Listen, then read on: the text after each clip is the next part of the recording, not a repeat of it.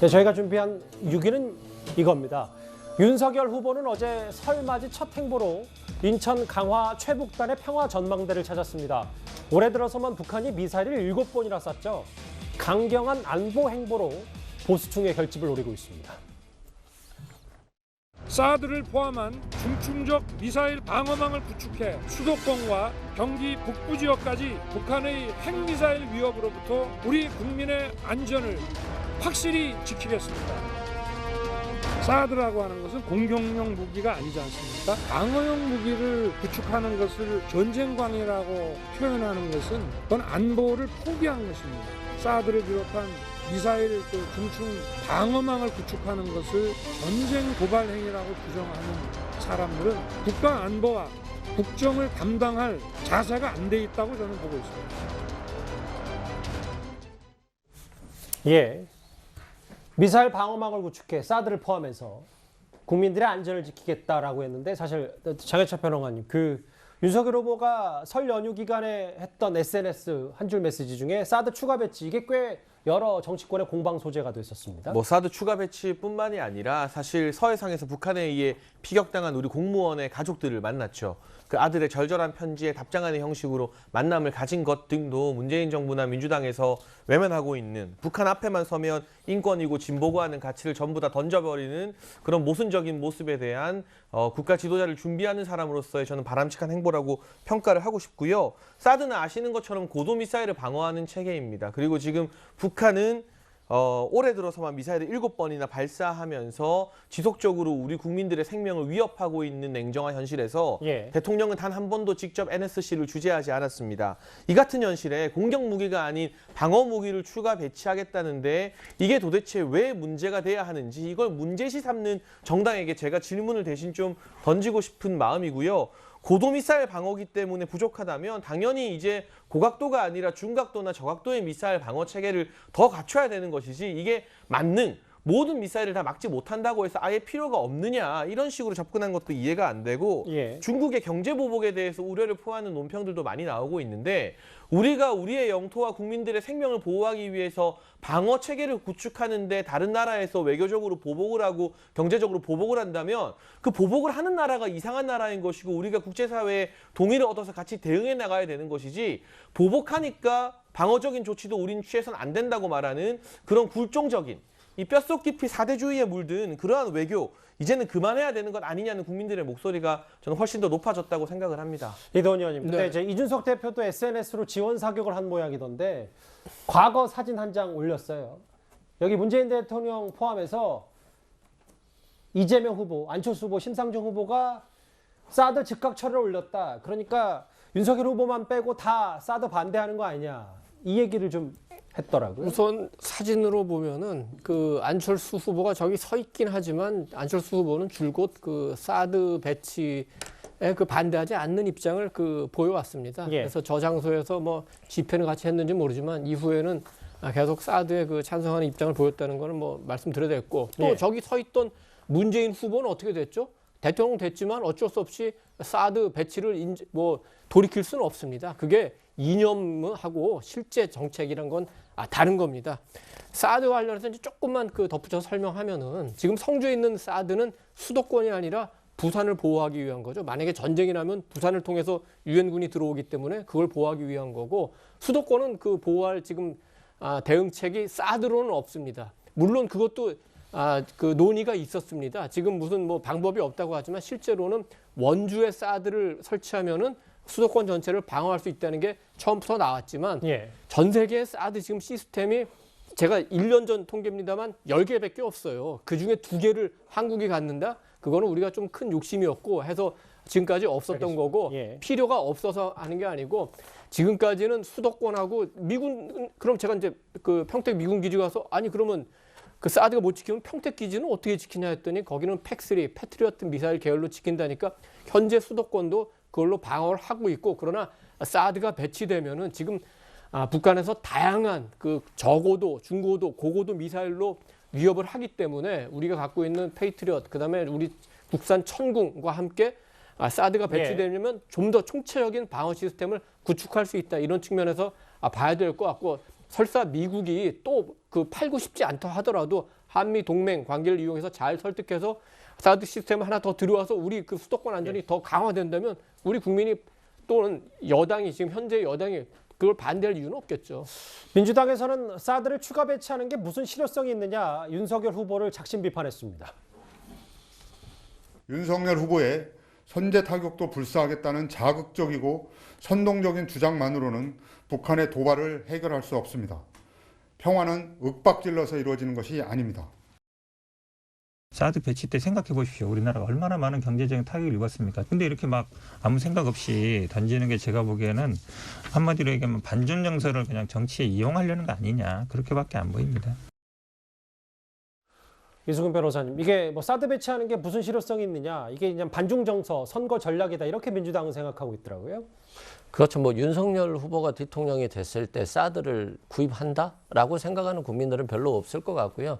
실질적으로 정치적인 어떤 전략하에서 하는 말이라고 생각됩니다. 실제 여가부 폐지한다고 해놓고 대안은 마련하지 않잖아요. 그 다음을 얘기하지 않고 있고 멸공을 얘기하면서 그 다음을 얘기하지 않고 있어요. 이건 굉장히 고도화된 선거 전략이라고 생각되고 실제 뭐 사드가 북한의 임박한 위험에 있어서 효과적으로 대처할 수 있다면 뭐 국민의힘이든 민주당이든 누가 반대하겠습니까?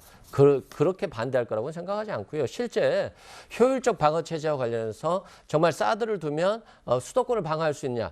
제가 군사 전문가는 아니지만 굉장히 그렇게 되기 어렵다 이렇게 해석하는 부분이 많고요. 실제 주한미군 사령관이었던 브룩스 전 사령관도 사드 추가 배치는 필요가 없다라고 얘기를 하고 있거든요. 그런 측면에서 효율적인 면에서도 별로 필요가 없고 또 국가 지도자로서 대통령 후보가 뭐 중국이 싫어요라고 한다면 또 중국은 이상한 나라다라고 한다면 굉장히 외교적인 위기에 처할 수 있습니다. 그러니까 이런 문제를 뭐 당연히 하고 싶죠. 민주당 정부라고 해서 중국이 싫어요. 이런 말 할 수 없겠어요. 다만 외교적인 마찰을 우려해서 말을 조심하고 실질적으로 국가 방위를 책임져야 되는 것이지 말로만 이렇게 한다고 되겠어요? 또한 전투기라든가 방위비라든가 문재인 정부 들어서도 굉장히 지출이 많습니다. 오히려 보수 정부보다도 진보 정부에서 방위비 지출이 더 많다는 거 말씀드리고 실제 과거 사드 때 경제적인 피해를 국민들이 많이 봤어요. 그 피해를 국가에서 보전해주지 않잖아요.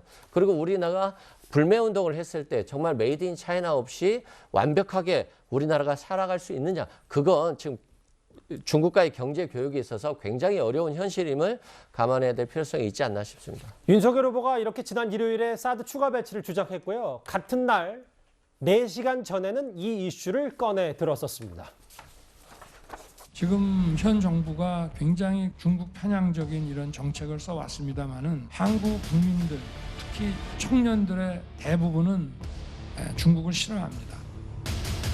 윤석열 후보가 국민이 잘 차려놓은 밥상에 숟가락만 얹는 외국인 건강보험 문제를 해결하겠다고 주장했습니다. 외국인 건강보험 재정 수지는 2017년부터 4년간 약 1조 5,595억 원의 흑자를 내고 있습니다. 따라서 윤 후보의 주장은 사실이 아닙니다. 외국인에 대한 차별과 혐오를 조장하는 윤석열 후보의 주장에 깊은 우려와 유감을 표명합니다. 화면 좀 볼까요? 국민 밥상에 숟가락 얹는 외국인 건강보험. 상위 10명 중에 8명이 피부양자로 건강보험 혜택을 받는 중국인이다. 이재명 후보 바로 이게 극우 포퓰리즘이고 외국인 혐오를 주장하고 있다 이렇게 얘기를 좀 하고 있거든요. 네, 일단 윤석열 후보가 발언하신 저 잘 차려진 밥상에 숟가락만 없는 외국인 건강보험이다라는 말 자체는 좀 어폐가 있습니다. 아까 이제 싱크에서도 나왔듯이 2017년부터 4년간 외국인 건강보험 흑자를 유지하고 있습니다. 그렇다면 사실 윤석열 후보가 얘기하는 것은 굉장히 소수의 사례들인데 즉 뭐 원정 진료를 받고 뭐 피부양자로 등록을 해서 원정 진료하는 이제 소수의 사례들이 있습니다. 그 부분에 대해서는 피부양자 기준도 6개월 거주 요건을 드려야 한다는 그 개정안이 이미 발의가 돼 있는 상태이기 때문에 그렇게 해결하시면 되는 건데 다만 저런 식으로 좀 소수의 사례들을 가지고 이게 무슨 외국인 건강보험 전체가 뭐 문제가 있는 것처럼 말씀하시는 것은 좀 혐오와 갈라치기를 조장하는 것이어서 지금 현재 2022년도의 대선 후보로서의 우리 리더의 자질이 아니지 않은가 생각이 듭니다. 그런 말씀을 하신다면 예. 윤석열 후보의 그 장모께서는 물론 2심에서는 항소심에서 무죄를 받으셨지만 저 불법 요양원, 그 요양급여 관련된 사건으로 1심에서 3년의 실형을 받으신 적도 있으시고 배우자이신 김건희 씨 같은 경우에는 수십억의 자산가임에도 몇만 원의 건보료를 내고 있다는 거, 그 점도 분명히 본인께서는 말씀하셔야 될 것 같습니다. 예. 그래서 이게 지금 건강보험료 혹은 사드 배치까지 반중 정서를 노린 대선 전략 아니냐, 여당에서 이렇게 비판하고 있습니다. 그런데 이재명 후보의 논란거리도 하나 있는데요. 설을 맞아서 고향인 경북 안동을 찾아서 여기에 육군사관학교를 이전하겠다, 이 공약을 내놓았는데 여러 갑론을박이 좀 있습니다. 육군사관학교를 안동으로 이전하겠습니다. 육군사관학교를 이곳 경북 안동으로 이전해서 그 애국의 정신을 이어갈 수 있도록 하겠습니다. 네, 장혜찬 평론가님. 저 얘기가 뭐 여기 가서는 육사를 충남도로 이전한다고 얘기를 했다가 민주당에서도, 혹은 뭐 경기 북부 얘기도 나왔다가 안동 갔더니 안동으로 이전하는 거 아니냐, 이 부분 때문에 그 각 지자체에서 좀 반발이 심한 모양입니다. 다른 후보가 저런 말을 했다면 논란이 됐겠지만 이재명 후보의 발언이기 때문에 하나도 놀랍지 않습니다. 박근혜 전 대통령 존경한다고 했더니 진짜 존경하는 줄 알더라라는 희대의 망언으로 국민들을 우롱한 후보 아닙니까? 그러니까 만약 다른 후보라면 왜 말바꾸기 하느냐가 논란이 되지만 이재명 후보는 말바꾸기가 일상이기 때문에 말바꾸기를 한 것 자체가 이제는 우리 국민들에게 큰 반향을 못 일으키는 것 같아요. 본인이 직접 경기 북부에 육사 옮기겠다, 충남에 옮기겠다, 이번엔 안동에 옮기겠다, 다음 달에는 육사를 어디로 옮기겠다고 하실지 저는 그게 오히려 궁금한 지경이고요. 앞서 이 건보료와 관련해서 저도 팩트체크 짧게 하나만 드리자면 이게 외국인 전체가 아니라 부정수급을 하는 일부 사람들에 대해서 관리 감독을 강화한다는 것이고, 통계를 보면 중국인들이 보험료 대비 급여를 받은 이 비율이 114.5%로 다른 국적자 대비해서 보험료 낸 것보다 더 많은 혜택을 우리 정부로부터 받아가고 있는 분명한 통계가 있습니다. 이게 반중정서 자극이 아니라 왜 유독 중국 국적의 사람들만 다른 국가에 비해서 우리나라의 건강보험 급여를 받아가는 비율이 낸 것보다 더 높을까?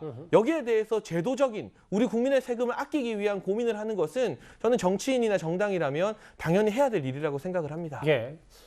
뭐 반중 전략 아니냐는 윤석열 후보 얘기와 이재명 후보의 육사 이전 공약, 갑론을박 얘기까지 하나하나 만나봤습니다.